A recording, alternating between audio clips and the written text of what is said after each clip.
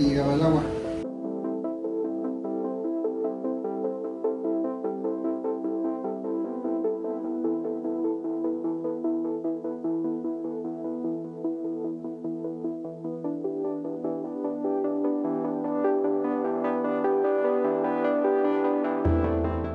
Yo en lo personal me siento mal porque pues no dormimos en toda la noche.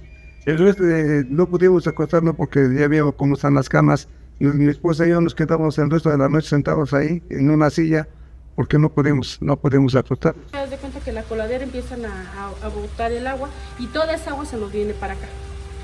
Entonces llega el momento que nuestro drenaje es insuficiente para pues el agua que cae. Y luego toda la que se nos viene, o sea, la calle se llena, haz de cuenta ríos, se nos viene el agua.